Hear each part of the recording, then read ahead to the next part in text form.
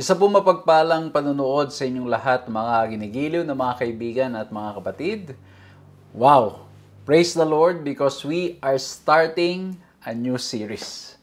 Salamat sa ating Panginoong Diyos sa pagkatunay na napakabuti niya at patuloy niya po tayong sinusustain para nang sa ganon ay patuloy natin magawa ang paglilingkod na ito. Maraming salamat po sa lahat ng mga patuloy na nagpe-pray at sa patuloy pong sumusuporta to make these studies possible. Ang pag-uusapan po natin ngayong quarter na ito ay magandang topic. It's about prophecy. Ang pag-uusapan po natin, I'm talking about allusions, images, symbols, how to study Bible prophecy. Maraming mga katanungan o maaring ang ilan sa atin ay may mga inquiries, katanungan. Paano ba natin maiintindihan ito? Especially when we look at the book of Daniel and Revelation. Itong mga aklat na ito ay napakahirap pag-aralan lalo na if you don't have the background kung paano mong pag-uusapan o paano mong aaralin at aalamin yung mga konsepto at mga simbolismo na ating mababasa dito. Kaya naman nararapat na tunay ngang mapag-aralan natin at malaman natin para nang sa ganun, hindi natin kailangang iwasan, hindi natin kailangang kaligtaan, hindi natin kailangang lagpasan itong mga aklat na ito, especially dahil itong mga bagay nito ay naisulat to prepare us for the future. Naintindihan ko po na madalas at maraming pagkakataon na pag nagbabasa tayo, we just want to read the stories, yung mga history na nangyari. And when we talk about prophecy, it's so hard sometimes to understand. And ang tendency natin is, sige, wag na lang natin basahin. And sometimes, ang ilan, natatakot sila dahil doon sa mga simbolismong ginamit na talaga naman kung i-imaginein mo ay nakakatakot nga naman talaga. Kaya naman po pinili natin na ito ang pag-usapan natin para nang sa ganon, magawa po nating maunawaan at maintindihan ano ang nais parating sa atin sa pamagitan ng mga aklat na ito ng Daniel, Revelation at mga iba pang mga prophetic verses sa banal na kasulatan. Kaya po ang oras na ito, ang pag-uusapan natin ay some principles of prophecy. Samahan niyo po ako sa ating gagawing pag-aaral na ito.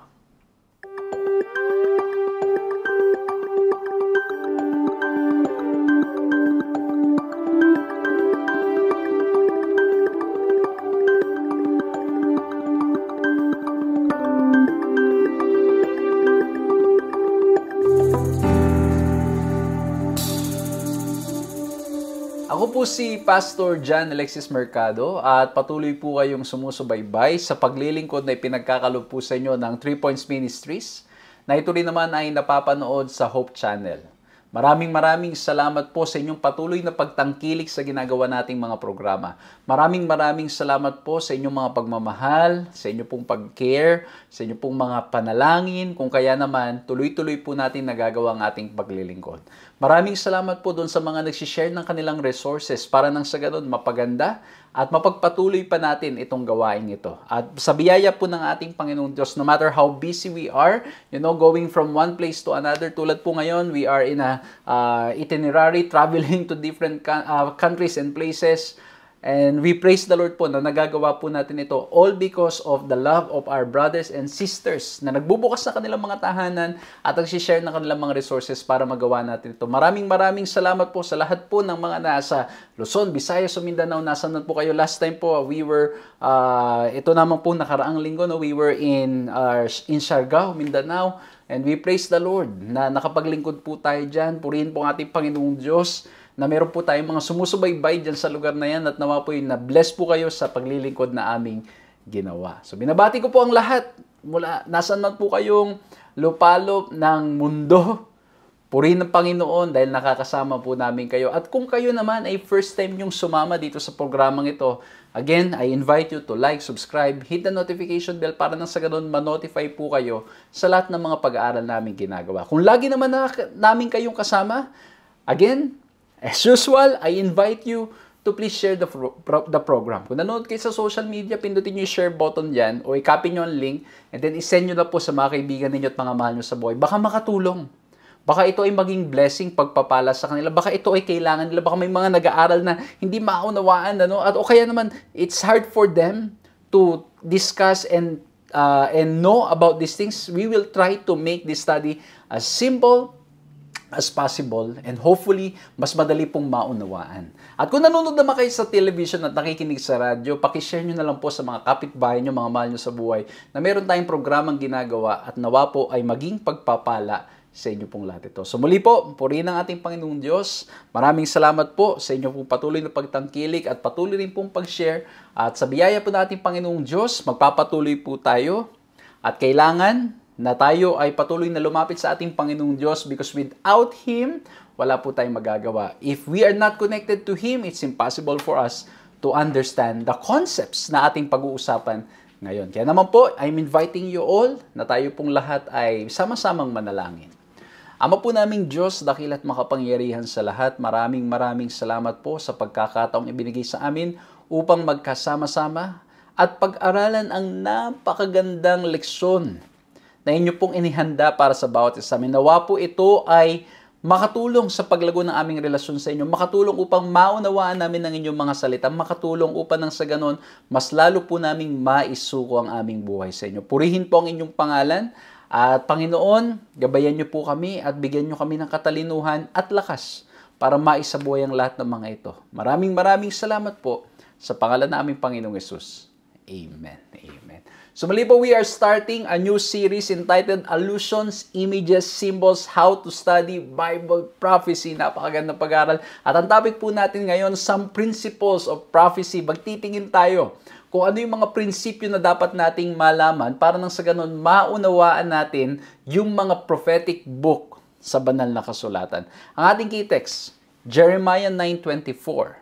But let him who glories glory in this, that he understands and knows me, that I am the Lord, exercising loving kindness, judgment, and righteousness in the earth. For in this I delight, says the Lord. Ayan, no? Ang sabi po dyan, no? That he understands and knows me, that I am the Lord. We have established in our previous studies, at lagi ko pong ine-emphasize sa lahat ng mga pag-aaral natin, that the purpose of reading the Scripture, the purpose of really spending time in the Scripture is to get to know not just the facts, but to know God. Makilala natin ang ating tagapagligtas. Makilala natin ang Diyos na ating sinasamba, ang Diyos na ating pinupuri. Diyos na mapagmahal, Diyos na balance ng love and judgment, and He is merciful and loving and gracious and righteous sa bawat isa sa atin. And I believe, when we look at the prophecy, it's the same. The purpose of prophecy is for us to see what kind of God we are serving. Ang purpose ng pag-aaral ng banal na kasulatan, including the prophecies in the Bible, kahit na yung mga symbols dito, pag minsan ay para bang nakakatakot at iba pa, ang purpose nito, makita natin gaano tayong minamahal ng ating Panginoong Diyos. At alam niyo po, I am very excited. I want to go to that area already, but I believe in the next few weeks ng ating pag-aaral, mas i-establish natin yan. Kasi ang sarap eh. Pag pinag-uusapan natin yung karakter ng ating Panginoong Diyos sa pag-aaral ng salita ng Biblia. Okay? So ito ay talagang nakakatulong, nakaka-ignite na parang nang sa ganun, mas lalong lumalim ang ating pagmamahal at relasyon sa Kanya. Kaya nga po, lagi ko po sinasabi, when you read the Bible, even the prophecies in the Bible, the purpose is to know God.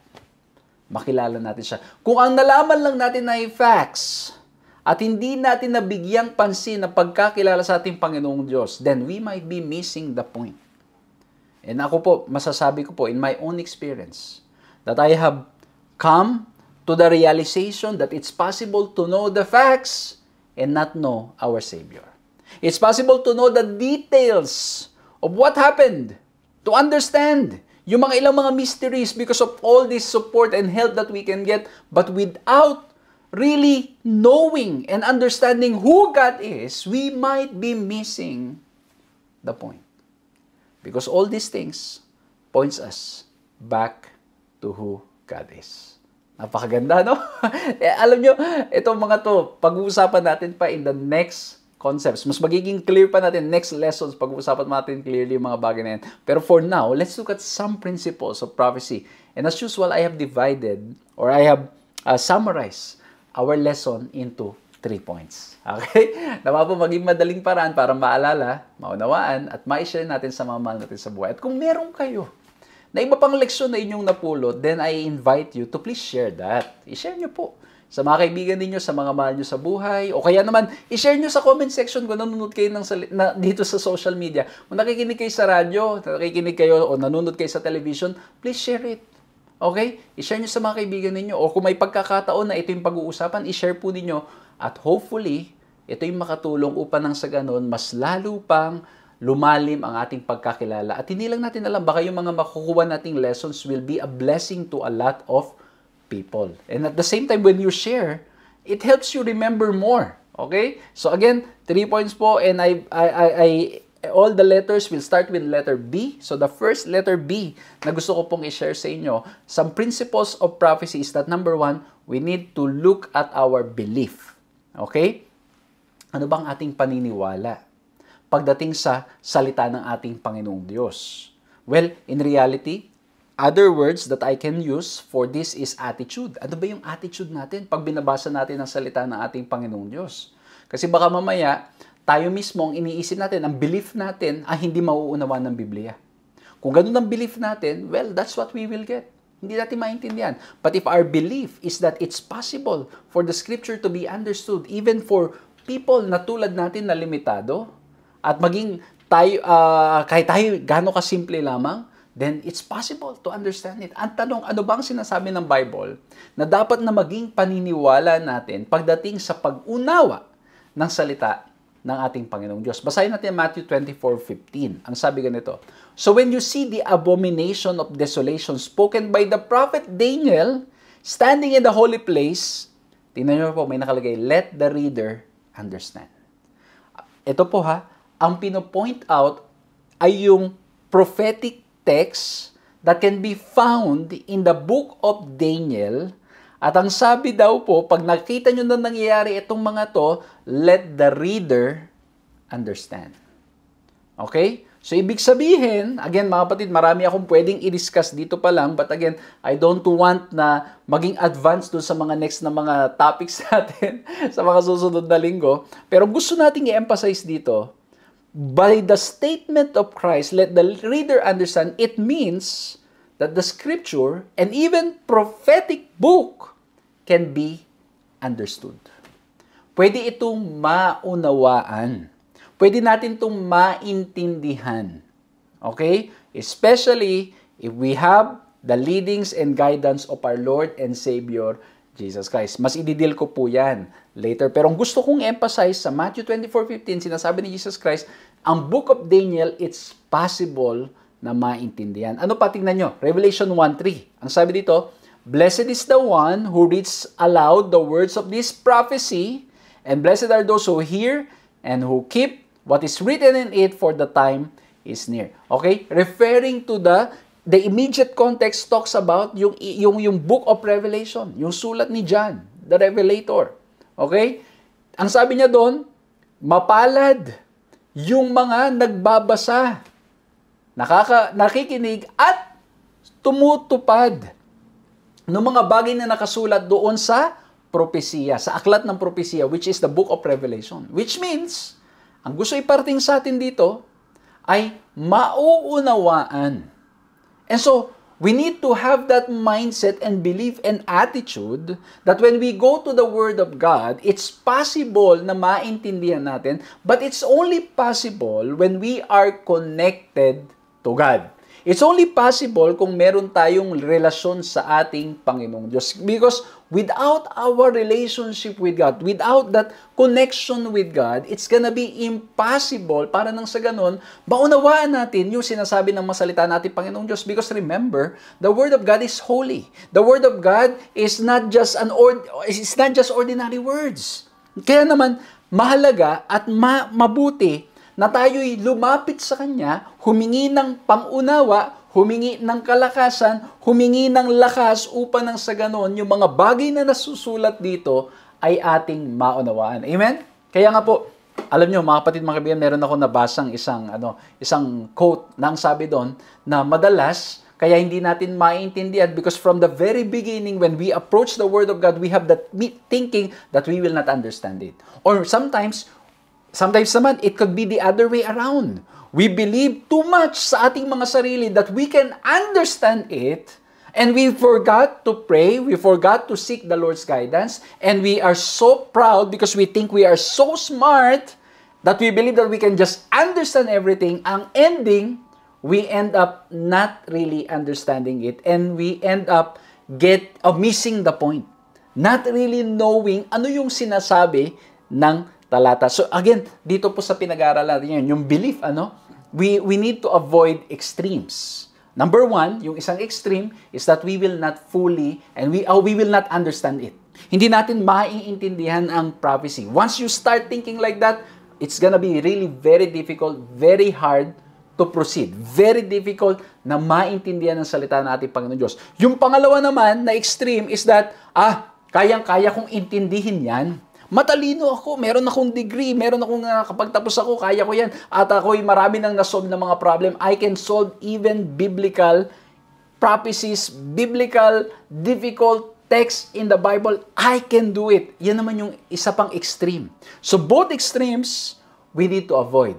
But by God's grace, we need to be in the mainstream. We need to be in the main line. Ano? Na ang ibig sabihin lang ay kailangan naniniwala tayo na it's possible to be understood but only through the power and grace of our Lord and Savior, Jesus Christ. Amen? Kaya nga po basahin natin to ang sabi. Others came to conclusions clearly at odds with the message of the Bible. Without being surrendered to the Lord and without a heart open to learning the truth, those who read the Bible will likely come away not only missing its message, but misunderstanding the loving and holy character of the God revealed in its pages. This could be easier to do than many realize, which is why just reading the Bible but without the right tools and most importantly, the right attitude under the guidance of the Holy Spirit can be hurtful. Ang ganda. So again, balance mga kapatid, mga kaibigan. We believe that it's possible to understand it, but only through the power of the Holy Spirit. We need to have the right belief. We need to have the right attitude in approaching the Word of God. Kasi bakit? Kapag ang heart natin is not ready to follow. Kaya nga po sabi ito sa text na binasa natin, blessed is he who read or he listens, and who reads, who hears, and who keeps, who's willing to follow. So kung ang heart natin is not fully surrendered to the Lord, we might arrive in a different conclusion, different understanding doon sa sinasabi ng banal na kasulatan. Or just like what happened to me, ang nangyari po, I'm reading my Bible, I try to really approach it, pero ang nangyari po mga kapatid, mga kaibigan, I've come to know yung facts, the details. I was very eager in knowing and zealous in knowing it, but I forgot the main point, which is to know Jesus Christ. Napansin ko, sabi ko sa sarili ko, bakit ganun? The more I read my Bible, bakit ganun? Parang walang changes na nangyayari sa aking buhay. Parang may changes man, pero I'm more, more aggressive and more impatient. Tapos mas madali ako nagalit. At minsan, ang tingin ko sa kusap ko, laging kaaway, kalaban. Sabi ko, what's wrong? Bakit ang sabi ng Bible, there will be transformation? And then I realized that I was so busy knowing the facts. I was so busy knowing yung mga detalye. Para nang sa ganun, may pangsagot, may panglaban. And I missed the point. That the main point is to know our Savior, to know our God. And so, mga kapatid, mga kaibigan, while we are to believe and to have the right attitude, okay, we believe that it's possible to understand, we need to have the right attitude as well. Ano po yun? Our heart should be surrendered to God. Okay? Mga kapatid, mga kaibigan. And again, that's easy to say, but we need the grace of God para po nang sa ganun magawa nating ma-surrender natin lahat sa ating Panginoon. And when we fully surrender ourselves to the Lord, He will be the one to help us to understand the things written in the Scripture. Amen? Siya po ang tutulong sa atin para nang sa ganun maunawaan at maisabuhay natin yung mga bagay na nasusulat dito. Okay? Amen? So, again, mahalaga po na we believe it can be understood, but only through the power and grace of God. Only through the power of the Holy Spirit. Lalo na po when we look at our human nature, ang tendency natin is really, it's hard for us to understand holy things. Ang tendencies natin is in the worldly things. Mga bagay na makamundo. Kaya mapapansin ninyo madalas, mas attracted tayo sa sanlibutan. Mas attracted tayo sa mga bagay na hindi tama. Mas madali sa atin, parang may natural inclination tayo to do wrong and to be attracted to worldly things. Ano po? Mapapansin ninyo, pag mga, isang test na lang. Pag mga movie marathon, ang papalabas yung mga superheroes at iba pa. O kahit 3 oras na palabas yan, di ba? Ang saya, di ba? Parang hindi ka inaantok, talagang buhay na buhay ang iyong dugo. Pero kapag pag-aaralan ng salita ng ating Panginoong Diyos, sometimes ano nangyayari sa atin mga kapatid? Inaantok tayo, nawawalan tayo ng gana. Mas parang ginagamit pa natin paminsan, papatulog ang salita ng ating Panginoong Diyos. Di ba po? Madalas. Well, Well and good, if you're already in that area na you love to be, you love to study the Bible more than being in the world, then praise the Lord. Ano, that's a journey that we all need to transition. Na kailangan natin mag-transition from darkness to marvelous light, from worldly things to things that are holy.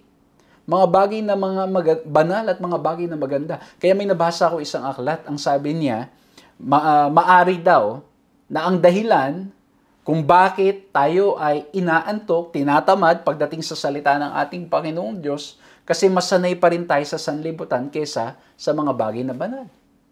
O masanay pa rin tayo sa mga bagay na makamundo kesa sa mga bagay na makakatulong sa atin para makilala ang ating Panginoong Hesukristo.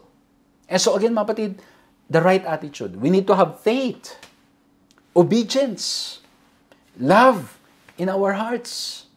Okay? Yes, we believe it can be understood, but we need to have these things. Para po maintindihan natin, we need to have a surrender of our hearts to the Lord and ask for the Holy Spirit. Meron pa ako isang experience. Nag-aaral ako sakto, Book of Daniel. I was trying to understand the Book of Daniel. Hindi ko maintindihan. Ito talaga mga kapatid, mga kaibigan. I was really trying my best. I was trying so hard to go through the pages of the Bible and read yung aklat ni Daniel, and I was also going through some resources that can help me. But no matter how much time I spent reading, effort that I have given, ang sabi ko sa sarili ko, bakit hindi ko pa rin siya maintindihan? Nangyari na po ba sa inyo yan? Taas nga po kamay ng mga classmates ko dyan. Na, nangyari na ba sa inyo na hindi nyo maintindihan? And then I realized that I did not pray. I realized later on na hindi ko maintindihan siguro, anong nangyari mga kapatid, mga kaibigan, hindi siguro, kundi talagang sigurado, hindi ako nakapanalangin. And so, when I remember that I wasn't able to pray, ang ginawa ko po, I knelt down, I prayed and asked, Lord, please help me to understand. Lord, nakita niyo po, I'm trying my best to really understand this. Sumasakit na po yung ulo ko, hindi ko pa rin po maintindihan. Lord, give me wisdom, maintindihan nito. And when I opened my eyes and went through the text, lo and behold, mga kapatid, mga kaibigan, miraculously, as if, light comes shining. Light comes in. And then finally, I was able to understand yung specific text na aking binabasa. And that from that moment on, it made me realize it's really impossible to do it without the guidance and power that comes from the Holy Spirit. So number 1, we look at the belief. It can be understood, but with the right attitude. We need to believe it can be understood. The Word of God, the prophecies can be understood, but with the right attitude of faith, love, surrender, obedience.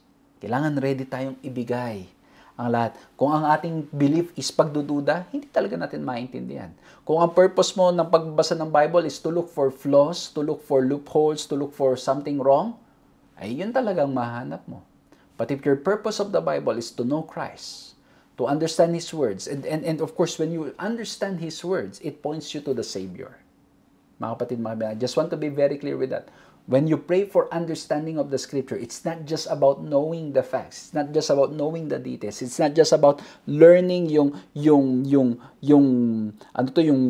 mga Greek, mga grammar, and yung mga tense ng text. Mahalaga lahat yan.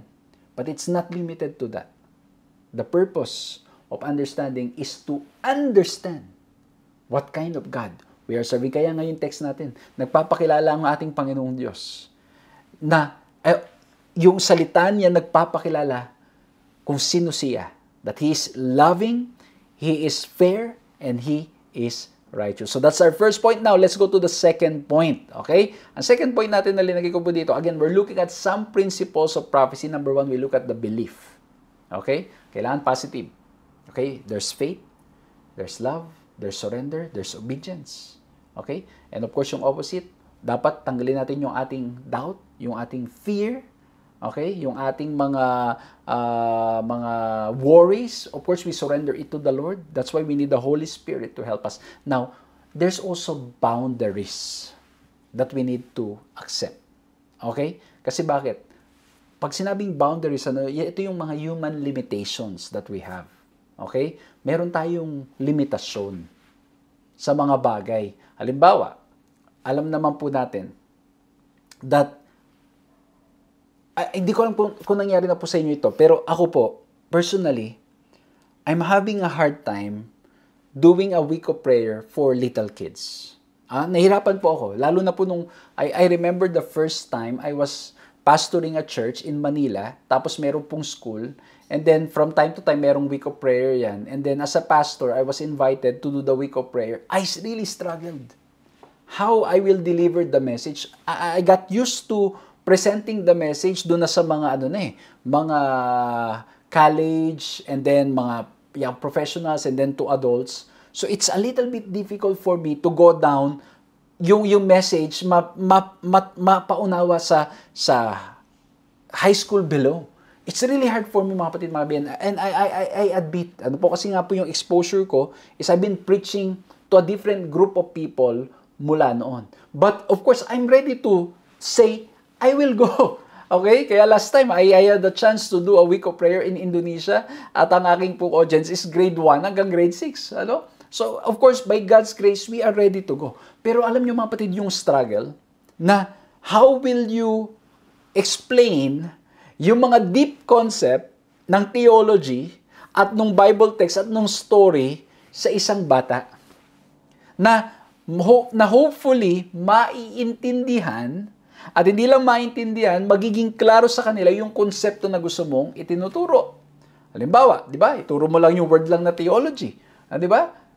Yung mga bagay lang na ganun. Sometimes, how do you explain those simple, yung mukhang simple na sa atin, pero pagdating sa mga bata, it's hard for them to fully understand. Lalo mga bata, di ba, lagi silang may mga tanong, ano po yung ganito? Ano po ibig sabihin nito? Di ba, sunod-sunod yung mga tanong nila. Ganun na nangyari, mga kapatid. And that's why, ang hirap.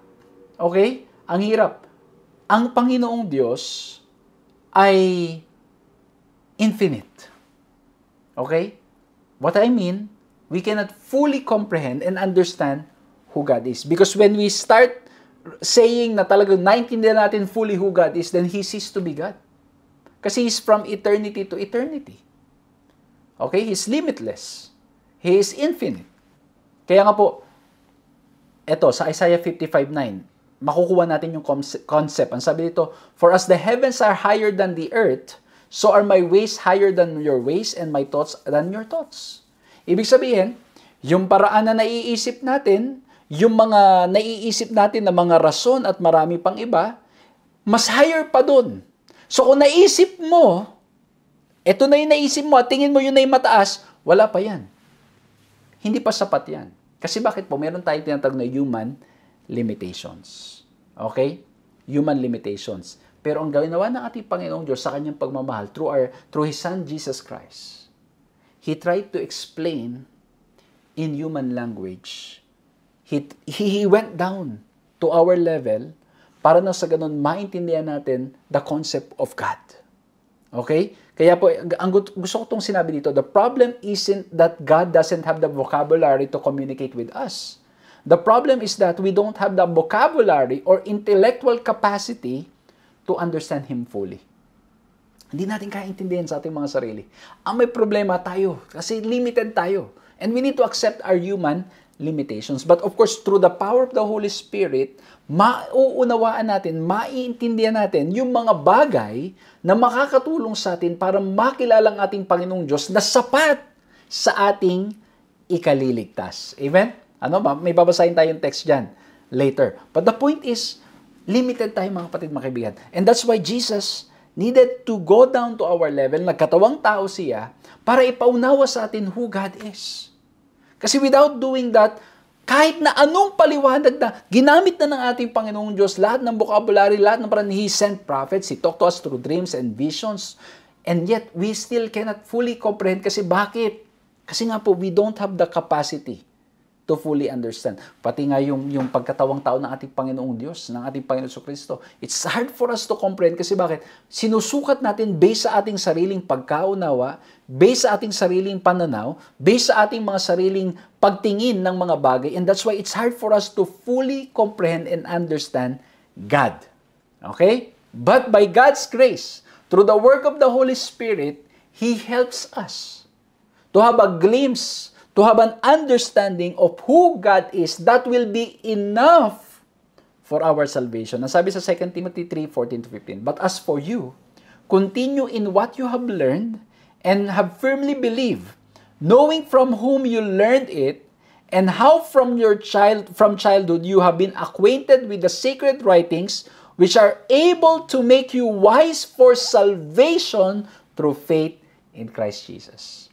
So yung mga bagay na ating natututunan, nababasa, mga bagay nating nauunawaan mula sa salita ng ating Panginoong Diyos, it's able to make us wise for salvation through Jesus Christ. Ibig sabihin, mga kapatid, mga kaibigan, the Word of God, we will not fully understand who God is. Yung kabuuan, hindi natin completely maintindihan. Hindi natin completely magiging clear sa atin. But what we can understand through the work and power of the Holy Spirit will be enough for us to trust and believe in Him so that we will be saved. Amen? Kaya po, again, ito yung human limitations. Okay? Human factor. Lalo na, nung nagkasala pa tayo, very distorted ang ating mga point of view. Distorted yung ating pagkaunawa. Hindi natin completely maunawaan yung plano ng ating Panginoong Diyos. Ngayon pa nga lang, hindi ba? Kahit gaano kaganda yung intention ng ating mga magulang, kahit gaano kaganda yung intention ng ating mga boss, minsan, di ba? Ang nangyayari, ang tendency natin is, we try to understand it based on our experience, based on our assessment of things, and then later on, marirealize natin, ay, mali pala yung aking iniisip. Ito po, many times nangyari sa akin, no? Ay, mali pala yung aking iniisip, hindi pala yun. So, ganun din po, mga kapatid, mga kaibigan. So, again, we need to accept our boundaries. Ano pa? Meron din time factor. Again, we're looking at some principles of prophecy. Kasi bakit tingnan nyo sa Daniel 12 verse 4? Ang sabi, "But you, Daniel, shut up the words and seal the book until the time of the end. Many shall run to and fro, and knowledge shall increase." Nung ako po yung bagong Adventist, narinig ko to at ginagamit itong text na ito, at ginagamit yung term na knowledge shall increase to refer to technology. Like yung mga gadgets, how it developed from before up to now. So yun yung ginagamit, ito yung ginagamit na text to explain that development. Pero in reality, if you will look at the context, ang sinasabi ditong run to and fro and knowledge shall increase is about the prophecy of Daniel. Okay? Kaya nung time na yun, sabi kay Daniel, shut up the words and seal the book. Pero until the time of the end. Pero pagdating ng 18th century, people were really studying the scripture and there was an increase of knowledge of the prophetic book of Daniel. Okay? Ayan po ang nangyari. Pero ang point ko dito, mga kapatid, mga kaibigan, may mga bagay, ito, we will try to make this as simple as possible. Itong pag-aaral natin. May mga bagay na at times, hindi natin talaga kayang maunawaan ngayon. Okay? Okay. Hindi rin ibig sabihin, may mga ilan. Again, don't go to the extreme. Ano yung extreme? Yung extreme na isa, hindi naman pala maunawaan. Hindi wag ko nang pag-aralan, hintayin ko na lang sa dulo, saka ko maintindihan. Mali din naman. Okay? Ang ibig sabihin, mga kapatid, we continue reading and studying and getting to know God. Pero yung mga bagay na hindi natin maunawaan ngayon, as we faithfully seek the Lord in prayer and study of the Bible, we continue doing that, and by God's grace, He will enlighten and illumine our minds until such time na we are ready to fully comprehend, or not fully comprehend, but to comprehend and to understand yung sinasabi ng text. Ang point, may time factor. Tulad na nangyari sa Daniel 12:4. Pag binigsan nyo nga sa Revelation naman, it was not sealed. Okay? So, again, mga kapatid, ito ay, again, it's a continuous, to make it practical, it's continuous learning. Okay? Hindi porket nabasa mo ng once, ay naintindihan mo na lahat. As time goes by, as we continue seeking the Lord, as we continue surrendering our hearts to the Lord, He helps us to understand His will. He helps us to understand yung sinasabi ng Kanyang mga salita. Bakit nakasulat ito sa Biblia? Mas lalo nating nauunawan at naiintindihan as time goes by. Kaya nga po ako po, when I was reading the Bible for the first time, I made this very clear to myself that hindi ko pagagawang intindihin lahat. May mga bagay na hindi ko naintindihan. But again, my second reading, it helped me understand yung mga bagay na hindi ko naintindihan noon. At may mga bagay na akala ko naintindihan ko, mali pala yung pangunawa ko. And then during the third time at sa mga sunod-sunod pang pag-aaral at pagbabasa ng Biblia, marami pa akong mga na-realize. And as time goes by, the Lord is revealing yung kanyang kalooban, yung kahulugan ng mga salita. But for sure, brothers and sisters, ang ating Panginoong Diyos wants us to know Him. Okay? Tingnan nyo nga, mag-asawa nga, ilang taon na nagsasama. May mga bagay pa rin na sila'y nadidiscover sa isa't isa. The more they appreciate each other, the more they love each other. Ganon din po pagdating sa salita ng ating Panginoong Diyos. Kaya po may time factor. Okay? So again, we don't rush. But of course, it also doesn't mean that we don't study. Okay? So again, we will avoid extremes. We will study, and by God's grace, we allow the Holy Spirit to help us. And the more we study, the more we read, the more we spend time with God, the more He makes it very clear to us ano ang gusto niyang iparating sa bawat isa sa atin. Amen? So number 1, we look at the belief. Number 2, we look at the boundaries. Yung human limitations, may time factor. Now, let's go to the third point. Ano yung third point? We also need to look at the background.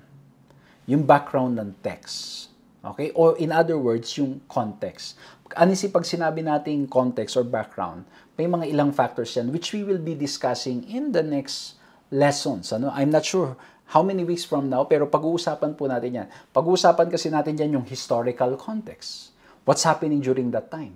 Kasi hindi mo pwedeng kumbaga yung binabasa mo ngayon, iba na yung konteksto, iba na yung mga culture, yung cultural context, historical and cultural context. Iba na yung nangyayari ngayon, iba noon. And so, and at the same time, we're reading in the context of our eyes, let's say Asian context, or let's say American context or African context, we need to go back to their context so we can get the principles behind it. Meron din tinatawag na literary context. Kailangan nating pag-aralang mabuti yung literary device, yung mga literary text, o yung mga styles ng kanilang pagsusulat. Okay? Para na sa ganun, maintindihan natin ano talaga yung pinaparating diyan. Okay? So, kailangan mahalaga yon. Tapos, hindi lang yon, yung history nung words, yung history nung text. Okay? O what happened during that time. Mahalagang maintindihan natin yung mga background, yung konteksto ay mahalaga. Kasi minsan po nangyayari, ay may mababasa tayong isang text, hindi na natin kinonsider yung buong kwento o yung background, and then we jump into a conclusion, ano yung ibig sabihin nun. Okay? Yung mga proof texting na tinatawag, hahanap lang ng isang text to support their claims, to support yung kanilang mga paniniwala without considering the overall content ng mensahe ko. Ano ba talaga yung pinaparating nung text? Ano ba talaga yung pinaparating ng talata? Okay? Kaya po mahalaga, when you read yung buo. Hindi yung may nakita ka lang text and then you jump into conclusion what it means. Tandaan nyo po, before wala mga verses and chapters ang Bible. So when they were writing it, it's straight message. So kung magko-quote tayo, we need to make sure that it is what really the author was trying to tell us. Okay?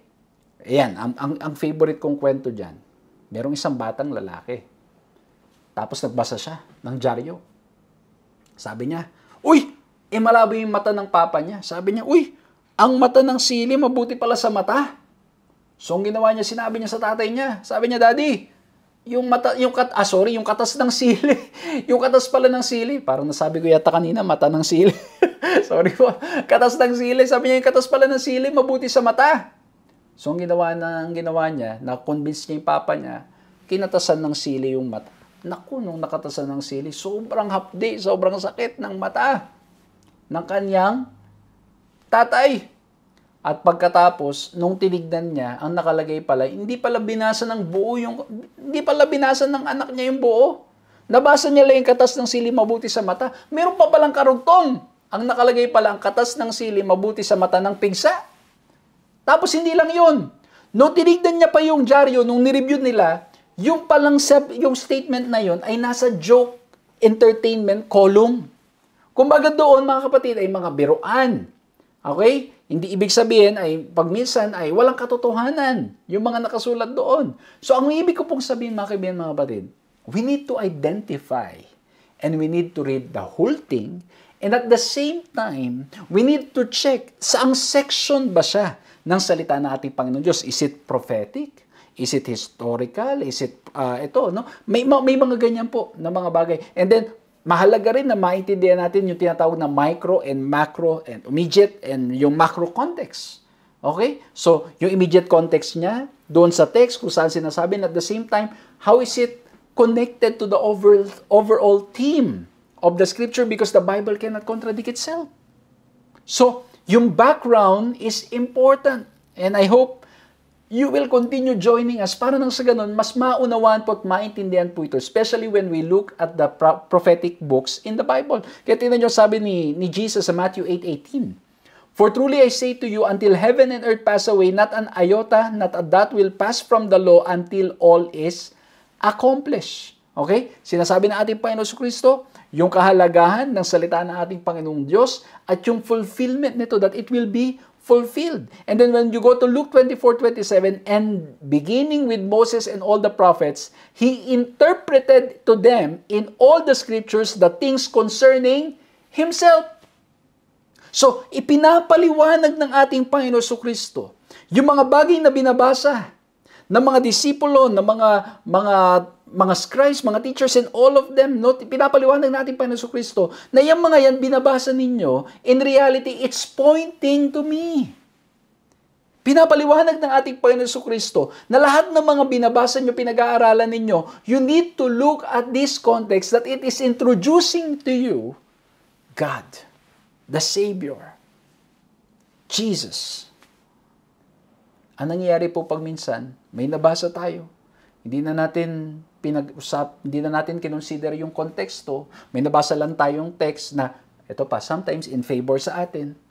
O yun, gagamitin natin na yung text na yun. Tapos pag ipinapaliwanag na yung konteksto, na ito yung ibig sabihin niyan, at nandun naman talaga, kita mo yung flow ng story, na yun, sometimes we don't want to believe. Kasi ano na tayo, bias na tayo dun sa pananaw natin na yun ang ibig sabihin ng text. So again, mga kapatid, that's why yung attitude. Surrender dapat. We need to be willing to be corrected, especially in the study of the Word of God. So yung background, yung context, mahalaga mga kapatid. Huwag tayong kukuha lang ng one text to another and then, okay, ito na yung ibig sabihin niya. No, we need to look at the context, immediate context, yung macro context, and then yung historical context, if you have access to that, yung literary context, yung cultural context, yung language context niyan, ano, yung mga gap, yung time gap between us, yung yan, lahat ng yan. It's important to know that to arrive in the closest possible meaning of the text. Okay? So mahalaga po yan. And with technology now, talagang makakatulong po. Of course, we need to be careful, when you're searching online, may mga bagay dyan na sometimes it's really not helpful. Akala natin yun na, pero when you go back to the text, really, when you prayerfully read it and go with it, mali pala. Hindi pala yun yung ibig sabihin. But again, we need to continue to humble ourselves before the Lord. At huwag tayong magmalaki.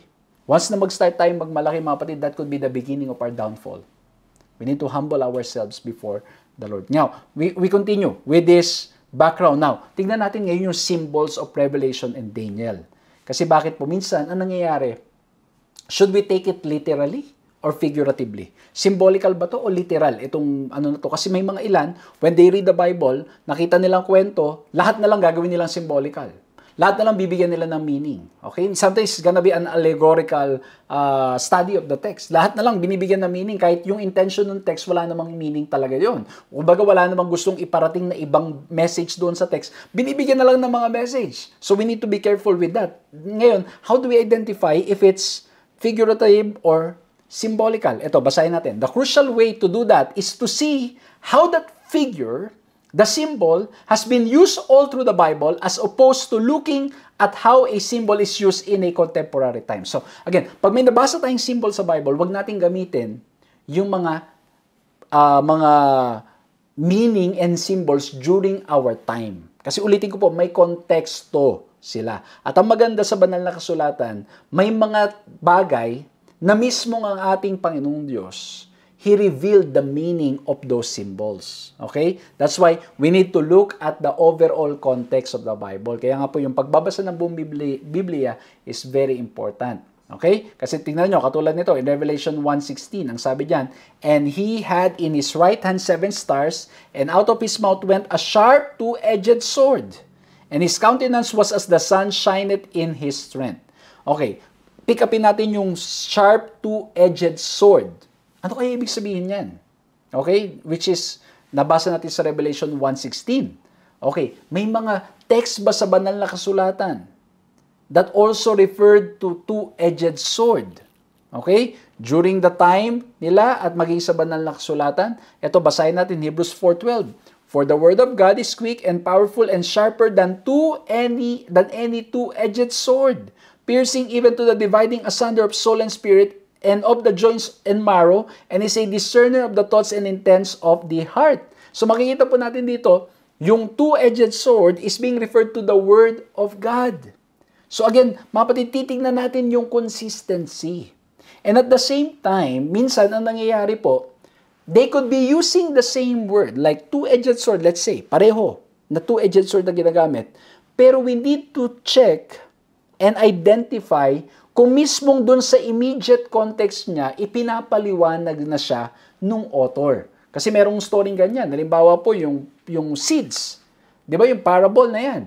Mismong si Jesus Christ, nung hindi maintindihan ng mga disipulo, ipinaliwanag niya kung ano yung ibig sabihin. So, sometimes, it's like that. When you look at the prophecy, the interpretation is there. Okay? When you look at Daniel, makikita nyo po doon, may mga symbols na ginamit doon. And then later on, makikita nyo that there's already the interpretation kung ano yung nangyari. Kaya tingnan nyo sa Daniel, di ba? Daniel chapter 2. Okay? Nagkaroon ng panaginip, but there was the interpretation of the dream. Okay? So, ganun din po mga kapatid, mga kaibigan, sa Revelation. So, if there's no reason to take it symbolically, then you have to take it literally. Okay? But if there are symbols that are used, okay? Kung may mga symbol, kailangan tingnan natin sa Bible, may mga ginamit na bang ganon?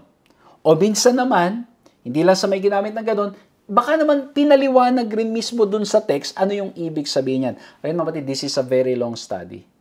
But again, I'm just giving simple tips in studying the scripture, especially the book of Revelation, Daniel and Revelation. So again, kung walang reason to take it symbolically or figuratively, then we have to take it literally. But if there is symbols involved, okay? Kung may mga symbols na mga involved, ang kailangan po natin gawin, we need to look at how the scripture sees it. Or sometimes, mismong dun sa story, o mismong dun sa buong libro, may interpretation mismong provided. Okay? Kung may interpretation mismong provided, then well and good. Kung wala naman mga kapatid, then we need to look at other texts in the Bible na ginamit yung same word, same symbol, and see if it's consistent doon sa gustong iparating sa atin ng talata. Okay po? So again mga kapatid, mas lalo pa nating i-deal yan sa mga susunod po nating mga pag-aaral. And that's why we invite you continually to join us in this wonderful study. Ngayon, as we are looking at the background, ano ba yung reason bakit the Lord would use symbols? At alam mo yun, bakit kailangan symbol? Bakit hindi na lang dinerecho ng Panginoon na iparating? Ito ang ganda ng sinabi dito. There may be many reasons why God has chosen to communicate symbolically in prophecy. In the case of the New Testament church, for example, if the book of Revelation had plainly named Rome as the perpetrator of so much evil, the already bad persecution of the church might have been even worse. So whatever the reasons, we can trust that God wants us to understand what the symbols mean. So, ang sinasabi po dito, kung diniretso ng ating Panginoong Diyos lalo na nung sinusulat ito ni John sa Patmos, diniretso niya yung ibig sabihin. Matindi na yung hinaharap na persecution, mas lalala pa kung diniretso. And that's why there's the use of symbol. Again, it shows the love of God to protect us. And at the same time, to prepare us what might happen in the future. So makikita po natin, the purpose of prophecy and using symbols is God's way of protecting His people during that time. And it's also His way of helping us understand and see ano ang mga possible na mangyayari at magawa po nating makapaghanda sa biyaya ng ating Panginoong Diyos. Again mga batid, we're looking at some principles of prophecy. 3 letter B ang pinag-usapan natin na nawa po nakatulong po sa inyo. We look at the belief. We need to believe that it can be understood, but we need to have the right attitude. Faith, love, surrender, obedience. We need to cast away doubt, fears, anxieties, worries, all our burdens. Kailangan natin i-surrender sa ating Panginoon Kristo. Kailangan po nating patuloy na magpasakop sa Kanya at hingin ang kapangyarihan ng banal na Espiritu because we cannot understand it on our own. And again, we need to avoid both extremes. And then yung boundaries, we look at the boundaries. We need to understand na meron tayong human limitations. May mga bagay na hindi natin kayang maunawaan, pero by God's grace, through the work of the Holy Spirit, what we can understand will be enough for us to trust in the Lord and to believe in His salvation that He's offering for us. We also need to understand yung boundaries ng mga bagay na may sometimes yung time. You know, we continue studying the Bible, but sometimes, you know, it takes time for us to understand. Okay? So we need to ask for patience, love, and commitment to continue growing in Christ. Ano pa? We look at the background. Okay? Tinignan po natin ng kahalagahan ng context. Tingnan po natin na napakahalaga na malaman natin yung literary, yung historical, yung culture, at marami pang iba. And then we look at yung symbols, no? Na wag nating i-take it symbolically if there's no reason to take it symbolically. If it's literally, walang reason to take symbolically, then take it literally. If it's symbolical, we need to look at the immediate context, baka may explanation doon. At kung wala na may explanation, we need to look at other texts in the Bible that shows na baka ginagamit yung word na yon to mean something, and so we can check if it's consistent. Kung ito rin ang gustong iparating sa atin ng mga binabasa natin. And we look at the reason for symbols, which is the love of God. He loves you and me, and that's why He needed to talk in symbols. Kasi bakit? Yung mga masamang nangyayari noon, baka mas masama pa ang mangyari. And that's why the Lord needed to use symbols, but again, there could be many more reasons, but for sure, I can assure you, it's all because of His love. Nawa po na-bless kayo dito sa ating pag-aaral na to. Let's bow our heads and let's pray. Maraming salamat po, mahal na Diyos, sa aming napag-aralan ngayon at nawa po ay patuloy kaming lumago sa pagkakilala sa inyo. Salamat po na tinutulungan niyo po kami at meron kaming magandang pag-aaral na muli na nawa po ay makatulong para nang sa ganun mas lalo naming maunawaan ang inyong mga salita at ganun din po, Panginoon, ang mga prophetic books in the Bible.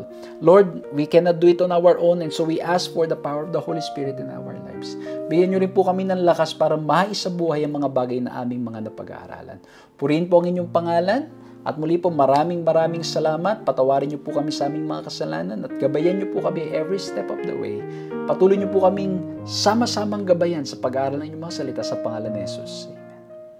Maraming salamat po sa inyong ginawang pagsama sa ating programang ito at nawa po'y na-bless kayo, nawa po'y nakinabang kayo, at nawa po'y patuloy na pag-ibig natin sa ating Panginoon Kristo ay mas lalo pang lumalim. At patuloy po nawa nating i-share ang video ito para mas marami pa pong ma-bless at ma-bless at makinabang sa ating pong mga pag-aaral at sa mga lessons na ating binahagi. At muli po maraming salamat sa lahat ng mga kaibigan, mga kapatid na patuloy pong nagsusupport ng ating mga programs, ng ating mga ministries. May God continue to bless you, enrich you in all possible ways para mas lalo pa po nating maihayag ang mabuting balita sa maraming tao. So muli po maraming salamat and may God bless all of you.